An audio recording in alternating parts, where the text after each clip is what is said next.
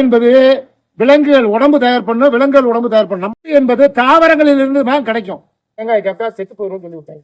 நிலக்கடலை சாப்பிட்டா செத்து போயிடும் சொல்லி விட்டாங்க. இதயம் இயங்குவதற்கு, மூளை இயங்குவதற்கு, உன் கல்லீரல் இயங்குவதற்கு, நீ நல்லா இருக்குவதற்கு, நீ ஆண்மையோடு இருக்குவதற்கு கொழுப்பு வேணும். கொழுப்பு என்பது தாவரங்களில் இருந்து தான் கிடைக்கும். கொலஸ்ட்ரால் என்பது விலங்குகள் உடம்பு தயார் பண்ணும், விலங்குகள் உடம்பு தயார் பண்ணும். நம்ம தான் தயார் பண்ண தெரியும். நம்ம உடம்புக்கு 0% கூட கொழுப்பை உற்பத்தி பண்ண தெரியாது. தாவரங்களுக்கு 0% கூட கொலஸ்ட்ராலை உற்பத்தி பண்ண தெரியாதுங்க. அப்ப தாவரங்கள்ல என்ன? தேங்காயில கொழுப்பு இருக்கு, நிலக்கடலையில கொழுப்பு இருக்கு, எள்ளு கொள்ளு, இந்த மாதிரி தாவரங்கள்ல கொழுப்பு இருக்கு. இது ஒரு நாளைக்கு குறைஞ்சது 100 கிலோ இருக்கவரை 25 கிராமாவது கொழுப்பு எடுக்கணும். சிம்பிள். தேங்காய் சீல் சாப்பிட்டா உன்னுடைய பேங்க்ரியாஸ் சுகர் இருக்கா, நீ தேங்காய் சீல் கொழுப்பு சாப்பிடணும். சரியா தங்கை? சாப்பிடலன்னா ஒண்ணும் நடக்காது. இங்க எல்லாருக்குமே இருக்கு கொழுப்பு டிஃபிஷியன்சி இருக்கு. ஏன்? தேங்காய் சாப்பிட்டா செத்து போயிடும் சொல்லி விட்டாங்க. நிலக்கடலை சாப்பிட்டா செத்து போயிடும் சொல்லி விட்டாங்க. அதனால அதெல்லாம் செய்யணும்.